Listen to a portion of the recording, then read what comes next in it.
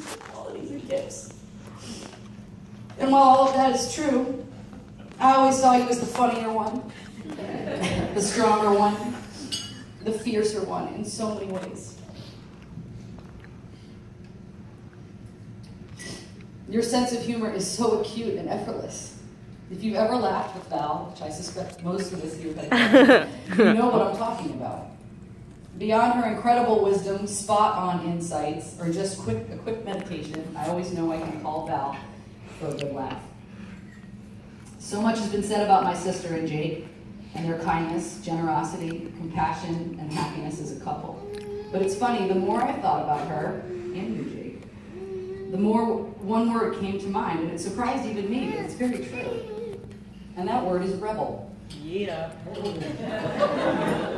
Yes, the woman I know who at a given time has owned at least 3 gray swilted zip-up hoodies, prefers a good nude wedge heel to a Louboutin stiletto, has lived in the same apartment for almost a decade, is the biggest rebel I know. While the world is rewarded moving fast and breaking things, you have moved intentionally and built things. You have always had a sense of inner rhythm and pacing. You are the long-distance marathon runner to my sprinting, if it can even be called that. Val, you're the family pace car, the only one who could swim an IM and make it look easy, and who always seemed to have an eye on the future while we got caught up in day-to-day details.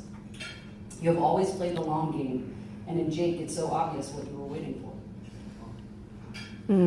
Though the music of her rebellion sounds a lot like Yanni or Enya,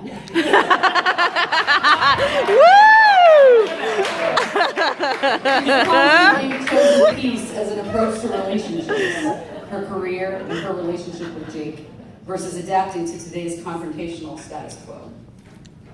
When it came to dating, Val again rebelled against the status quo by opting out of swiping left or right. I don't know which one is good.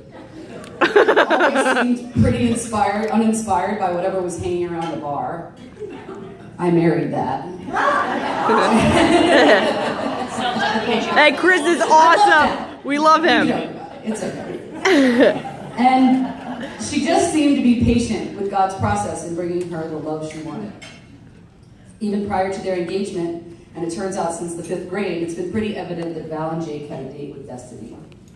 Val never talked about meeting guys. She always talked about meeting the one. I'd try and talk her into speed dating or an app or setting her up, but she never seemed all that interested. It was like she knew you were coming for her, Jake. Woo! She was, as she typically is, right. Love and marriage are acts of rebellion. And what you've just committed to is an act of courage and bravery, because the world's making it easier and easier for us to become single-serving individuals or to dispose of one another without batting an eye. As my dad and mom have reminded me many times in my 4 short years of marriage, this is about a promise, one that you make, but also one we make with you.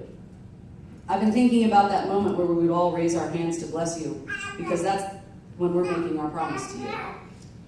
But Father Greenfield and Father Lambert, I hope you'll oblige a few marital notes from this lay woman to add on to the beautiful sentiments you imparted as we blessed Val and Jake. Here's what I can promise you about marriage.